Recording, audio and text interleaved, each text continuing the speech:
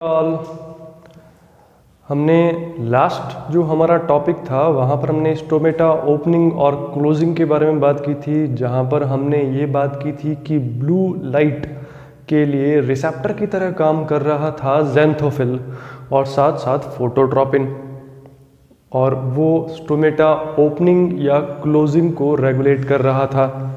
तो लाइट जो है वहाँ पर एक लीगेंड की तरह, एक सिग्नल की तरह काम आ रही थी और उसको रिकॉग्नाइज किया जा रहा था एक लाइट के रिसेप्टर के द्वारा, और वो कोई पर्टिकुलर एक कैस्केड चलाता है जो कि रेस्पॉन्स जनरेट करवाता है।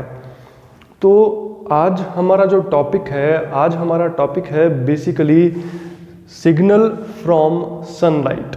जो सनलाइट है, सनलाइट प्लांट को क्या सिग्नल देती है, और प्लांट में उस सनलाइट की जो अलग अलग वेवलेंथ है, फॉर एग्जांपल विजिबल रेंज वाली लाइट है, नियर यूवी लाइट है, यूवी बी लाइट है। तो ये जो अलग अलग वेवलेंथ वाली जो लाइट्स हैं जो कि मिक्स हैं सनलाइट के अंदर, उन डिफरेंट वेवलेंथ वाली लाइट को रिकॉग्नाइज करने के लिए, उनको सेंस करने के लिए प्लांट में जो प्रोटीन प्रेजेंट हैं या जो पिगमेंट प्रेजेंट हैं वो फोटो रिसेप्टर कहलाएंगे। और वो फोटो रिसेप्टर जो है वो हार्मोन के रिसेप्टर की ही तरह काम करेंगे। यहाँ पर एक पर्टिकुलर कोई फॉस्फोराइलेशन का कैस्केड जो है वो यहाँ पर शुरू किया जा सकता है उन रिसेप्टर्स के एक्टिवेशन के द्वारा, which can regulate different type of photomorphogenic events।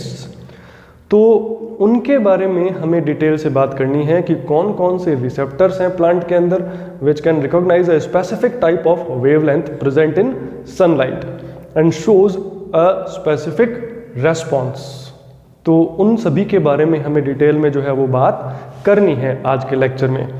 कुछ टर्म्स हैं जो सनलाइट से रिलेटेड फोटो रेस्पॉन्सेज हैं जिनके बारे में हमें पता है, उनके बारे में एक बार छोटा सा मैं समरी टाइप से अपन देख लेते हैं कि क्या क्या रेस्पॉन्स हैं which are regulated by sunlight. Most of जो प्लांट की जो वेजिटेटिव ग्रोथ है या जो रिप्रोडक्टिव ग्रोथ है, सीड जर्मिनेशन है, फ्लावरिंग है, मोस्ट ऑफ जो प्लांट के ग्रोथ और ग्रोथ रिलेटेड रेस्पॉन्स हैं वो लाइट के द्वारा रेगुलेटेड होते हैं। फॉर एग्जांपल अगर मैं सोलार ट्रैकिंग के बारे में बात करूं, सोलार ट्रैकिंग का मतलब ये हुआ कि कुछ प्लांट्स हैं उनकी लीव्स जब सन राइज होता है तो उनकी लीव्स जो हैं वो ईस्ट डायरेक्शन में होती है, और सन को ट्रैक करते करते वो लीव्स जो हैं वो ईस्ट से सन के साथ साथ शाम होते होते वेस्ट जो डायरेक्शन है उसमें वो घूम जाती है। तो सोलार ट्रैकिंग कहा जाएगा इसको। तो क्या सिग्नलिंग चलती है इसके अंदर, कौन सा रिसेप्टर काम आता है, तो उनके बारे में हम बात करेंगे। फोटोब्लास्टी some seeds are germinated in germination of some seeds are triggered by light, तो that event known as photoblasty। Photomorphogenesis, for example reduced growth of shoot and leaf expansion in presence of light, and there are more responses except these two are present in presence of sunlight।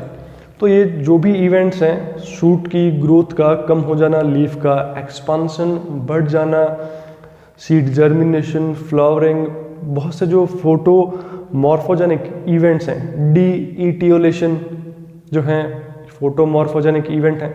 तो different photo morphogenic जो events हैं उनके बारे में हम बात करेंगे।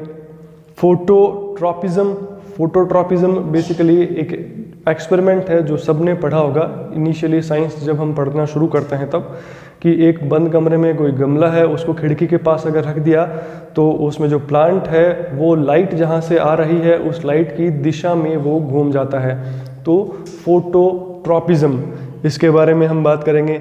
निक्टिनास्टी, photonasty, basically nastic movement जो है, नास्टिक मूवमेंट अनडायरेक्शनल मूवमेंट है, बेसिकली लाइट किसी भी दिशा से आ रही है, उस दिशा का फर्क नहीं पड़ेगा। फोटोट्रॉपिज्म है, ये एक डायरेक्शनल मूवमेंट है। सोलार ट्रैकिंग है, ये एक डायरेक्शनल मूवमेंट है। फोटोब्लास्टी है, ये एक डायरेक्शनल मूवमेंट नहीं है। तो मोस्ट ऑफ जो डायरेक्शनल मूवमेंट नहीं है वो नास्टिक मूवमेंट कहलाएंगे। निक्टिनास्टी, फोटोनास्टी। निक्टिनास्टी का मतलब रात के समय में प्लांट जो है उनकी लीव्स जो है वो मुरझा जाती हैं, या दिन होने पर वो वापस से लीव्स जो है वो फैल जाती हैं।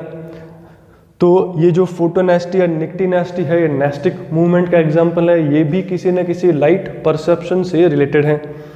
Photo periodism, for example stomata opening के बारे में ही हमने लास्ट क्लास में बात की थी कि जैसे दिन जो उगना शुरू हुआ है वैसे वैसे दिन के साथ साथ धीरे धीरे स्टोमेटल एपरेचर जो है वो इंक्रीज होना शुरू होता है। फिर दोपहर तक जो है वो स्टोमेटल एपरेचर अपने मैक्सिमम साइज तक पहुंच जाता है। शाम होते होते वापस से स्टोमेटा जो है एपरेचर रिड्यूस होना शुरू होता है। रात होते होते स्टोमेटा क्लोज हो जाते हैं। फिर अगले दिन वापस से ओपन होना शुरू हो जाते हैं। इसी तरह से ईयर में किसी पर्टिकुलर टाइम पर फ्लावरिंग जो है वो होना शुरू होती है प्लांट्स के अंदर। तो ये जो रेस्पॉन्सेज हैं these are related to periodism, photo periodism.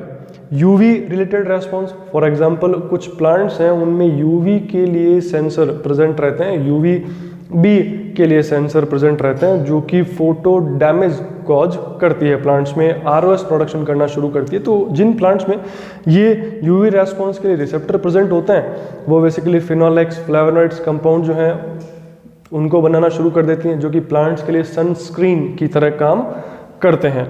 तो ये सभी इवेंट जो हैं ये कैसे रेगुलेट किए जाते हैं, इनके बारे में हमें बात करनी है आज बेसिकली। फिर हम बात करेंगे फोटो रिसेप्टर्स जो हैं प्लांट के अंदर मेनली कौन कौन से हैं और उनकी जीन का रेगुलेशन कैसे होता है, उनसे रिलेटेड कौन कौन से फोटोमॉर्फोजेनिक इवेंट्स हैं जिनको प्लांट में वो रेगुलेट करते हैं, इन सब के बारे में हमें बात करनी है। तो प्लांट में मेनली जो फोटो रिसेप्टर्स हैं basically phytochrome, cryptochrome, phototropin, Zeitlupe family receptor, UVR8, xanthophylls, ये बेसिकली फोटो रिसेप्टर्स हैं जिनके बारे में हमें बात करनी है। क्लोरोफिल था वो भी फोटो रिसेप्टर की ही तरह काम कर रहा है बेसिकली, जो फोटोसिंथेसिस में काम आ रहा है, लेकिन उसके बारे में हम यहाँ भी बात नहीं करेंगे, already we have discussed about it. तो फाइटोक्रोम्स जो हैं, cryptochrome, phytochrome, phototropin, Zeitlupe family receptor जो हैं ये सभी क्रोमोप्रोटीन फोटो रिसेप्टर्स हैं। क्रोमोप्रोटीन यानी कि इनके अंदर एक पिगमेंट पार्ट है which is responsible for light absorption. Light एक पर्टिकुलर वेवलेंथ की एब्जॉर्ब की जाती है उस पिगमेंट पार्ट या क्रोमो पार्ट है उसके द्वारा, और प्रोटीन पार्ट जो है उसमें कुछ कन्फॉर्मेशनल चेंजेस होते हैं जिससे कि उसका एक्टिवेशन होता है और वो एक्टिव फॉर्म में पर्टिकुलर किसी जीन एक्सप्रेशन को रेगुलेट करता है प्लांट में और सेल्यूलर रेस्पॉन्स जनरेट किए जाते हैं। UVR8 जो है फोटो रिसेप्टर्स ये जो भी हैं इनमें से UVR8 फोटो रिसेप्टर्स है जो क्रोमोप्रोटीन नहीं होता है, ये सिर्फ प्रोटीन पार्ट प्रेजेंट होता है और इसमें लाइट को एब्जॉर्ब करने वाला पार्ट भी प्रोटीन पार्ट ही होता है। Specific tyrosine residue light absorb करते हैं। तो अगर ये सवाल पूछा जाए कि फोटो रिसेप्टर्स जो प्लांट में प्रेजेंट हैं उनमें से कौन सा ऐसा फोटो रिसेप्टर है जो क्रोमोप्रोटीन नहीं है, तो UVR8 फोटो रिसेप्टर्स। ये पूछा जाए कि कौन सा ऐसा फोटो रिसेप्टर है जिसमें कि protein itself light absorbing part का भी काम करती है, तो वो है UVR8 photo receptor. Phytochrome mainly related हैं जो वेजिटेटिव ग्रोथ है या रिप्रोडक्टिव ग्रोथ है लाइट इंड्यूस्ड, उससे रिलेटेड हैं फाइटोक्रोम्स। मेनली ये रेड और फार रेड वेवलेंथ वाली लाइट का एब्जॉर्प्शन करते हैं लार्ज अमाउंट में, लेकिन स्मॉल अमाउंट में ये ब्लू और UVA लाइट का एब्जॉर्प्शन भी इनके द्वारा किया जाता है। क्रिप्टोक्रोम, फोटोट्रॉपिन और ज़ेटल्यूब फैमिली रिसेप्टर जो हैं, cryptochrome, phototropin, Zeitlupe family receptor जो हैं ये ब्लू लाइट सेंसर की तरह काम करते हैं। मेनली ये ब्लू लाइट और UVA ब्लू लाइट के पास की ही वेवलेंथ है 320 से 400 नैनोमीटर UVA वेवलेंथ है, और अप्रॉक्सीमेटली 350 से 500 नैनोमीटर में ब्लू रीजन जो है वो आता है। तो नियर विजिबल और ब्लू लाइट रीजन जो है वो मेनली एब्जॉर्ब करके और रेस्पॉन्स जनरेट किए जाते हैं फोटोट्रॉपिन, क्रिप्टोक्रोम और ज़ेटल्यूप फैमिली रिसेप्टर जो हैं इनके द्वारा। क्रिप्टोक्रोम मेनली फाइटोक्रोम की ही तरह फोटोमॉर्फोजेनिक इवेंट्स को रेगुलेट करता है। फोटोट्रॉपिन के बारे में बात करें तो फोटोट्रॉपिन मेनली फोटोट्रॉपिज्म से रिलेटेड है, स्टोमेटा ओपनिंग या क्लोजिंग से रिलेटेड है। ज़ेंथोफिल भी स्टोमेटा ओपनिंग और क्लोजिंग से रिलेटेड है, वो भी ब्लू लाइट सेंसर की तरह काम करता है, ब्लू लाइट को एब्जॉर्ब करके एक्टिव फॉर्म में आता है और किसी स्पेसिफिक काइनेज को एक्टिवेट करवाता है, जिसके बारे में हमने लास्ट क्लास में बात की थी। तो फोटोट्रॉपिन फोटोट्रॉपिज्म, स्टोमेटल ओपनिंग और क्लोरोप्लास्ट रीपोजिशनिंग जो है इसको मेनली कंट्रोल करने का काम करता है। Zeitlupe family receptors are related to light perception, day light perception. Most of जो पीरियोडिक इवेंट है या जो सर्कैडियन रिदम्स हैं, these are mainly regulated by Zeitlupe family receptor family. UVR8 although we have discussed about it कि ये UVB light के sensor की तरह काम करते हैं। UVB लाइट जो डैमेज हैं प्लांट में वो ना हो इसके लिए प्रोटेक्शन करवाने का काम करते हैं। फिनोलेक्स या आइसोफ्लेवोनॉइड जो हैं उनके प्रोडक्शन को ये बढ़ा देते हैं। जब UV लाइट की प्रेजेंस में ये एक्टिव हो जाते हैं और सनस्क्रीन जो कंपोनेंट्स हैं प्लांट में, सेकेंडरी मेटाबोलाइट्स, उनके प्रोडक्शन को बढ़ा दिया जाता है, जिससे कि प्लांट उस UV इंड्यूस्ड डैमेज से अपने आप को प्रोटेक्ट करना शुरू कर देता है। तो ये कुछ रिसेप्टर्स हैं जिनके बारे में हमें डिटेल में बात करनी है अपने नेक्स्ट लेक्चर के अंदर। अच्छा, यहाँ पर हम ये बात करेंगे कि सनलाइट जब आ रही है तो सनलाइट में एक साथ बहुत सारी वेवलेंथ की लाइट है, यानी कि डिफरेंट जो फोटो रिसेप्टर सिस्टम है प्लांट में वो एक के दूसरे के साथ इंटरेक्ट करके काम कर रहे हैं। फॉर एग्जाम्पल अगर मैं बात करता हूँ डी इटियोलेशन जो है, लाइट ट्रिगर्ड जो फोटोमॉर्फोजेनिक इवेंट है डी इटियोलेशन, जो इटियोलेटेड प्लांट है, जो डार्क ग्रोन प्लांट हैं उनमें इटियोप्लास्ट प्रेजेंट रहता है, लेकिन जैसे ही लाइट ट्रिगर्ड रेस्पॉन्स उनके अंदर क्या देखने को मिलता है, क्लोरोप्लास्ट जो है उसमें क्लोरोफिल प्रोडक्शन जो है वो शुरू हो जाता है। क्लोरोफिल प्रोडक्शन वाली जीन का एक्टिवेशन हो जाता है डी इटियोलेशन के दौरान, जब लाइट ट्रिगर्ड इवेंट है ये। और इसके अंदर ये देखा गया है कि सनलाइट में प्रेजेंट जो रेड वेवलेंथ है उसको फाइटोक्रोम एब्जॉर्ब करता है और ब्लू लाइट को जो क्रिप्टोक्रोम है ब्लू लाइट को एब्जॉर्ब करता है, और दोनों मिलकर जो है यहाँ पर काम करते हैं डी इटियोलेशन के दौरान क्लोरोफिल मॉलिक्यूल जो है उनको प्रोड्यूस करने वाले जीन्स के एक्टिवेशन के लिए। तो एक साथ बहुत सारी जो वेवलेंथ की लाइट है वो प्लांट पर गिरती हैं, तो बहुत सारे फोटो रिसेप्टर्स जो हैं वो अपनी अपनी जिस पर्टिकुलर वेवलेंथ का उनका मैक्सिमम एब्जॉर्प्शन किया जाता है उनके द्वारा, उसको वो एब्जॉर्ब करते हैं और अपने हिसाब से रेस्पॉन्स जनरेट करवाना शुरू करते हैं। तो प्लांट में ये सभी फोटो रिसेप्टर एक साथ बहुत सारी चीज़ों को रेगुलेट करते हैं। कुछ सर्काडियन रिदम को रेगुलेट कर रहे हैं, उसी दौरान कुछ प्लांट की ग्रोथ को रेगुलेट कर रहे हैं, उसी दौरान कुछ फ्लावरिंग रिलेटेड जीन्स हैं उनको रेगुलेट कर रहे हैं। तो ये सारे इवेंट जो हैं एक साथ चल रहे होते हैं और बहुत सारे फोटो रिसेप्टर जो हैं वो डिफरेंट वेवलेंथ वाली लाइट को एब्जॉर्ब कर रहे होते हैं और अपना अपना काम कर रहे होते हैं। इसके अलावा plant responses to light can be distinguished by the amount of light required.